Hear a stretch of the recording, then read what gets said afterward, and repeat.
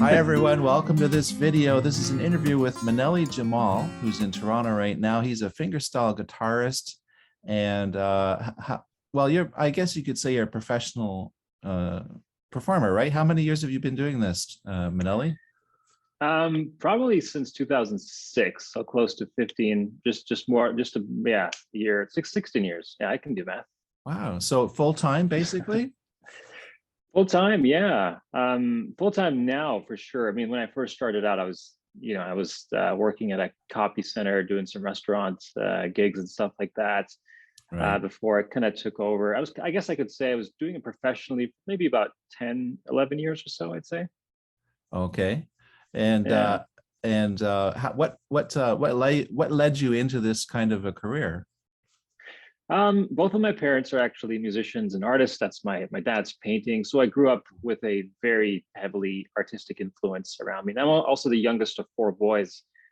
So I think just being around artists who were always better than me and musicians who were always better than me, was very inspiring. And I guess I didn't realize that I would, take what knowledge and wisdom that was around the house and take that into my own fruition and try to make music in my own light as well. Mhm, And mhm. I mean, of course, it wasn't until I moved to Canada that really started to pick up personally. But that's definitely a huge, I think, a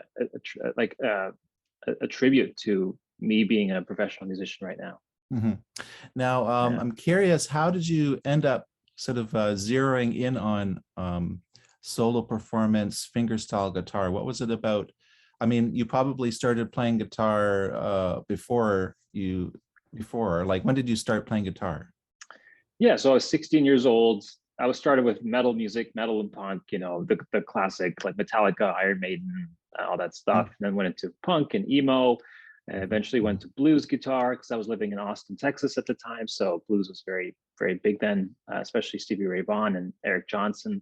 Mhm. That was the style that I was kind of really liked listening to, and was hard to replicate for me at the time because I wasn't really that good back then. So, but I was very inspired by that.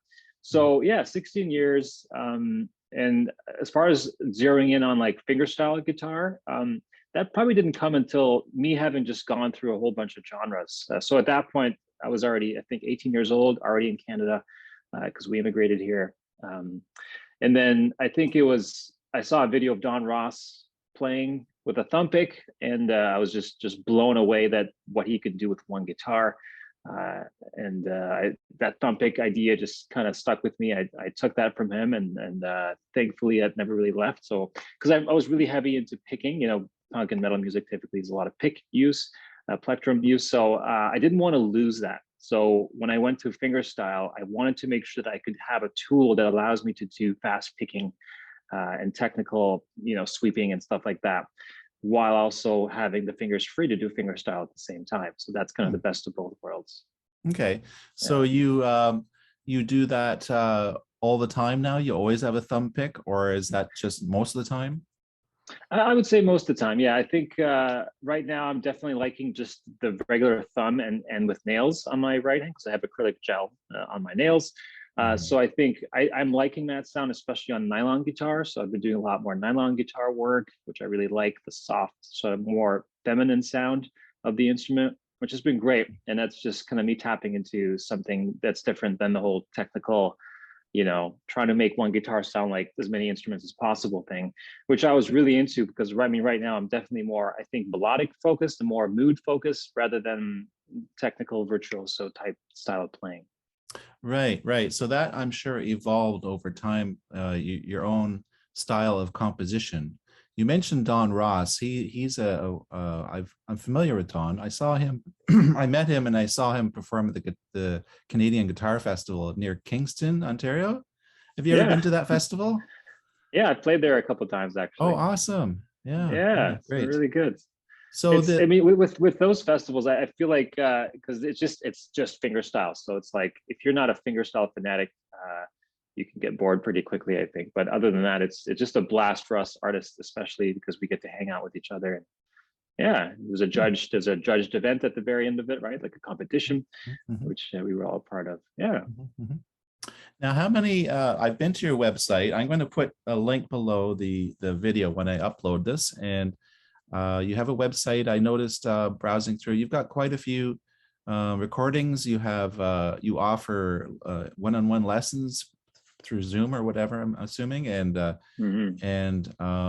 yeah, tell me a little about sort of your hub of activity, because obviously we just got through this crazy pandemic. A lot of people, a lot of musicians like yourselves probably saw your gigs dry up. How did it go for you? That's a great question. And before the pandemic even started, I made a decision to kind of take a little break from touring anyway. So it was just the pandemic happened, and it was just like just good timing. I just at that point had done so much touring around the world, and it was just getting a little bit out of hand, where I felt like I was losing myself, and I was just doing it all for the music, where I didn't really have that sense, that inner compass for myself. So I kind of actually stopped touring and playing gigs, and that's still the case. I'm kind of not taking on any gigs right now. I'm just trying to be prolific and just write. I feel like that's at heart. I'm a composer. I'm not really a performer at heart. So, and it's been a great journey to do that, to get out of my comfort zone to do that. But the pandemic has been a blessing in disguise, because I released an online course, a really in-depth course called Fingerstyle Pro. And it's just focusing on fingerstyle music, and especially more in the percussive style of playing. So that's been a huge kind of dream of mine, and it finally came to fruition last year, just over a year ago. So that's been really cool, and I've just been able to write so much music now, because as a performer, you have to upkeep with the repertoire, and you have to make sure that you can play them. And I was playing solo guitar, so when you're solo and solo instrumental of all things on stage, it's a lot of pressure. It's a lot of pressure on you to make sure that all the notes are there. And I'm really hard on myself. So like if I'm making a wrong note, I would usually be upset about that. Whereas now I don't really care as much. But I think that kind of relationship kind of started with just putting that pressure on myself that wasn't necessary. And now at home, being able to compose without the need to replicate the music so much has been really great, because now I can just get into different styles of music and easily try to convey moods that I'm trying to go for. Now I'm just admiring that piece of art behind you as well. You said your dad did that. That is gorgeous. Yeah. My wife and I collect. My wife and I, when we got married over 25 years or 20 years ago, we began this little ritual. It was just, we were on our honeymoon, and we like to go to galleries, and we saw a great piece of art, so we bought a piece of art, and we decided to do that every year. We actually haven't kept it up, but we love the idea of having an original piece of art. And we're not into going to Walmart and buying a print, and a cheap frame. We want to support artists. So you're very familiar with the artist lifestyle. You've grown up with the family. How is it that you gravitated toward music and not toward art, for example? I actually wanted to be an artist before becoming a musician. It wasn't until I moved to Canada and I came here under pretty extreme situations. My whole family was basically deported and extradited, so we had to claim refuge in Canada. We only had 30 days to do that, so it was a very dark time for me. I was 18 years old, and I was just basically in my room for the next 6 months, just drawing and playing guitar. Because at that point, my art skills were I think much better than my guitar skills at that point, because I had just started playing maybe 2 years of guitar at that point, where I was doing art kind of my whole life already. And that's kind of the direction that I thought I was always going to go in, the visual art world. But it wasn't until I went to high school here, my last year of high school here in Canada, and then I met some people, and then the guitar thing kind of just picked up more, and I was in bands, and I really liked that lifestyle, and I actually really liked the performance side of it too, of being with a group of people that we were writing music together. So I think that shift probably happened when a good friend of mine was my manager at the time. We were both just fresh out of high school, and he pushed me to do an open mic with my own music, just solo guitar. That was my first performance ever as a solo player, and I was doing the whole two-hand tap stuff and percussive thing. And I had a hat so no one could see me because I was so shy to be on stage. And I remember getting off the stage, and just people came up to me and said really nice things. And I actually felt like a burden had been lifted. I felt like maybe some of the trauma had been released for letting it out on stage. And it was a glorious moment for me to an aha moment for me to be like, hey, maybe music can be more important now than visual art. Mhm. Yeah. So how are you looking to the future now that the pandemic has calmed down? I know in Ontario, I understand even today they were saying there's no more masks starting today, no more That's right. mandatory masks. We're a little bit Yeah. slower in BC. They did drop the masks. It's still some restrictions and traveling and stuff. So Hmm. how are you eyeing the future now? You said you've got your amazing course there, which it sounds great. I'm gonna have a look at that. And what's the future looking like for you? Yeah, I think what I'm trying to do right now, I've got like the next couple of years already planned with releases. I like to think ahead with this stuff, especially my music career. I just get so much joy of thinking ahead. As far as the next projects and stuff, I think what I'm really liking is collaborations. I've been doing a lot of collaborations with other players, and I think that just brings a whole different touch to the music that I'm writing, and I think that they're writing. And so that's been a really cool blessing. I started a piano project as well, like a minimal piano project. So, and again, I'm really liking just being a little bit more prolific right now in life, as opposed to like before I was doing one album every 3-4 years. Now I'm doing 2 albums a year. So, and I'm really liking just doing that. And again, that lack of pressure of not needing to perform the music is even greater, because then I can do something, record it right on the spot because I got my studio here, and then go to the next song and continue that process. Mm-hmm. So as far as the Yeah. recording, do you often record yourself? Are you self-produced, or do you go to recording studios? How does that work for you? Yeah, I used to do that, but nowadays what I'm doing, I have I got all the mics and I've got the gear here to record it here in my apartment in Toronto. So that's been really great. Yeah, and then as far as the mixing, I will usually do that myself. But if not, I might get a friend of mine to do it, a high school friend, or even another Canadian guitar player, Antoine Dufour. So he does mixing and mastering as well. I usually send my masters to him. He usually does the mastering. I really like his touch. The final touches that he does is really great on the recording. Right. That's great. So are you self-released, or are you associated with a record label? Right now I'm self-released. I only did that one album, the Homage Movement with Candy Rat Records, but we had a falling out, and so I'm no longer with them. So everything's just self-produced right now. Yeah, it's a lot of work. I mean, that's a full-time job in itself, releasing your own music, promoting it, doing the social media stuff, right? So yeah. Yeah, amazing. So is this how you mentioned how you had that traumatic, experience when you were 18? I can just imagine how difficult that would be, probably leaving friends behind and things like that, and coming to a new country. Yeah, that would be pretty traumatic. I can just imagine. So, how do you feel now? Do you feel nice and settled here in Canada? Oh yeah, yeah. It's hard to leave Canada, and I think part of touring is that you start losing the sense of home, Mhm. and then when you come back, you're like, oh wow, I can miss this. So yeah, Toronto is definitely my home, definitely my home, and I guess broader thinking, it's even Canada. I'm very grateful. My whole family is very grateful that Canada accepted us as refugees, and now we're all very proud Canadian citizens. And it's been great. I mean, it's really been a blessing in disguise. As hard as it was at the time, as you know, with hardship and things like that, we oftentimes don't know that what meaning it really has for us until later on in hindsight, that we see the importance of it and why it happened. And most of my music is fueled from that. It's fueled from hardship that has been overcome in some way. Great. So that comes out in the music, the Yeah. whole. Oh, I forgot my train of thought. I had a question for. Oh yeah, gear, because there's I do have guitarists who watch my channel. Not everyone's a musician necessarily who watches my channel, but Yeah. I wanted to ask you a couple more things just to round out the interview. We'll get a little bit to gear, because of course the gear heads will be interested what gear you use maybe. Sure. Also, I was curious if you've heard of ep.03, because that's what kind of triggered the reacts to fingerstyle guitar on my channel. I had I don't know how I got the request.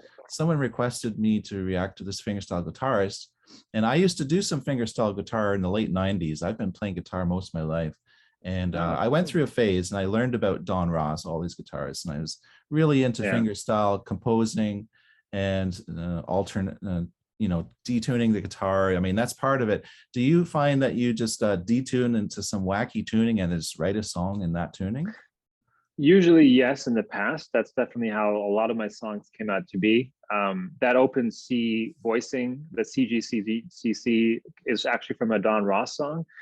And so that's where I took it. But that capo was my little touch on it. And then it just creates this whole really more mysterious sound, which I really was gravitating toward. So a lot of it is like exploration and experimentation.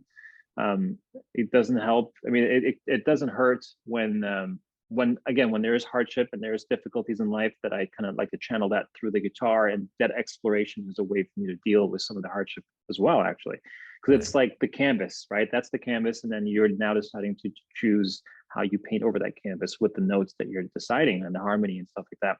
So yeah, so I think a lot of it is that, versus nowadays, I would say it's a lot more technical. It's like I guess I understand harmony a lot better now. I know my theory is a lot better than it used to be.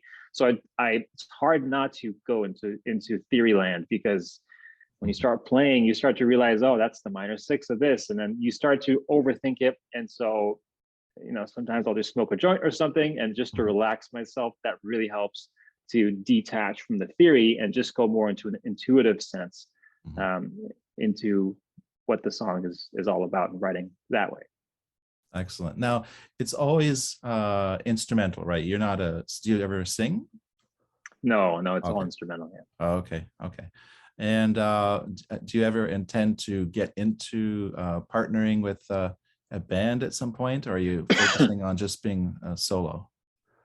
What I really like is having a percussionist with me. That is, I think, the most powerful connection that I've had. And there's a really great player that is here in Toronto as well, and he adds so much with his percussion to my own playing. It's so fun because we improvise a lot on stage too. So if I were to get back on the road, I could see myself doing it with a percussionist, because the show is just, I think, 10 times better from that, and it's less pressure on me too, to just constantly focus on the guitar playing, whereas I can let him do his own thing, and he's very versatile. So yeah, I mean, if anything, and I've got a few songs out with him already, like Cool. El Cielo and Ziwa. Yeah, it's a really, really fun journey. Especially sometimes we invite a saxophone player as well, so we got a different instrumentation.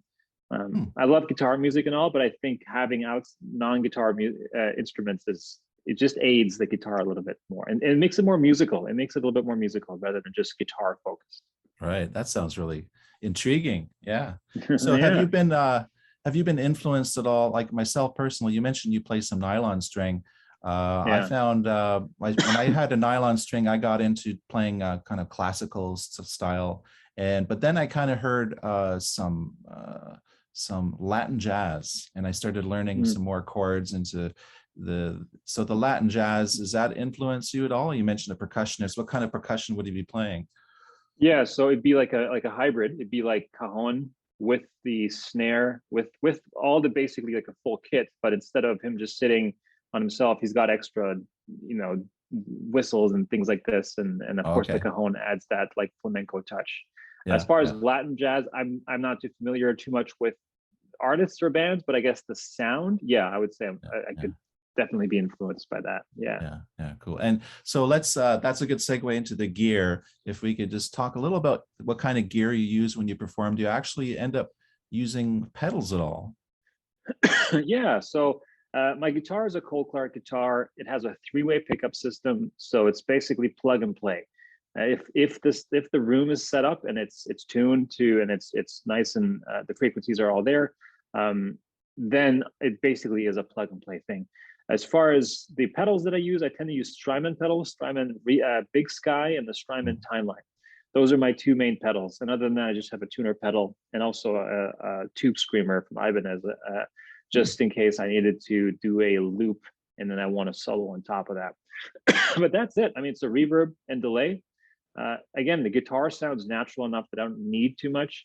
And I think the more you process, the more you kind of lose that acoustic sound, which is kind of what I'm going for. But also, I do like the effects because I do have an ability to sustain the notes a chord and then solo on top. That's really fun. And I got an ebow that I usually bring on stage. So I'm trying to make as many sounds as I can with the guitar and to not just have it all plucked, because that ebow adds a whole new element, which is like an electromagnetic field that basically makes it sound like a violin.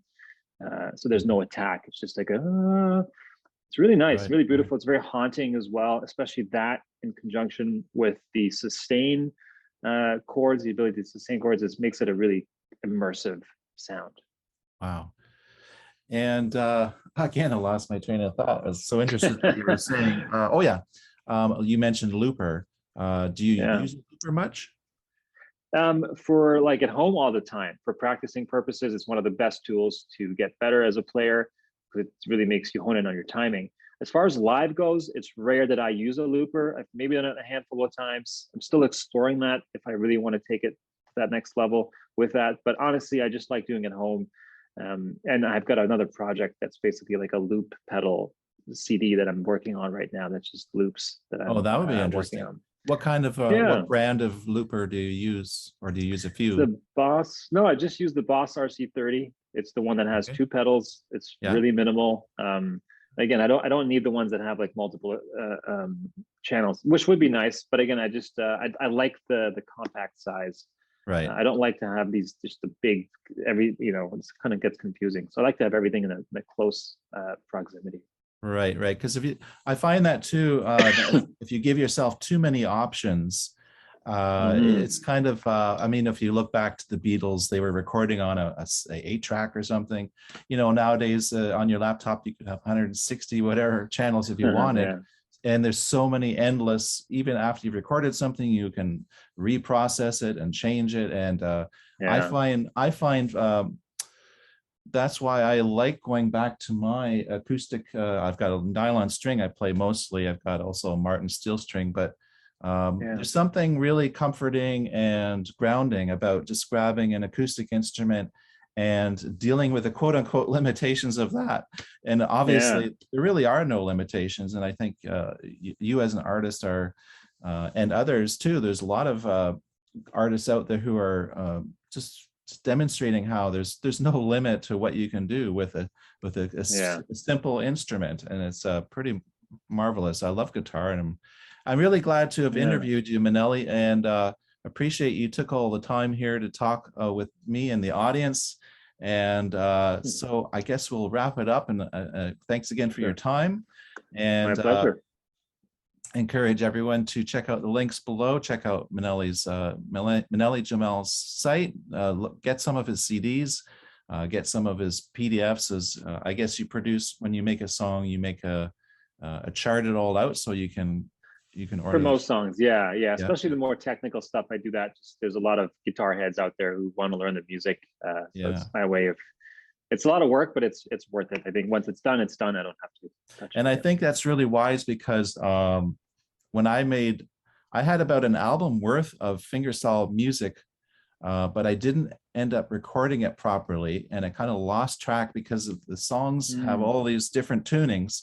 Had I done what you do a PDF and put it all in notes, I could actually remind myself how to play my own songs that I composed. And that's one of the tricky things about using an instrument where you're retuning it all the time. That's tricky, isn't it? It is. I mean, because then you're basing it off of really muscle memory. A lot of it's muscle memory that you're basing it off. So after a while, as you know, the muscle memory starts to go away. And so what I do is a mixture of recording with my phone, just the audio, and then also do a video, so I know what it looks like, the shapes. But usually I can figure it out from the audio stuff. Then I usually have in the audio files write the tuning, so I don't ever forget that. But again, I'm not too adventurous with tunings lately. Like I love standard tuning. I just been falling in love with it, because if I want to jam with others, standard tuning is my go-to. I don't jam in alternate tunings with other people. Right. Well, thanks so much, Maneli, for this interview. My pleasure. And hopefully we'll talk again, and maybe I'll even be able to see if you're touring in BC or something, or if I'm traveling to Ontario. And I look forward to following your career, and thanks very much for this interview. Yeah, thanks for having me. Really appreciate it. Okay. So you take care now. You too. Cheers. Okay. Cheers.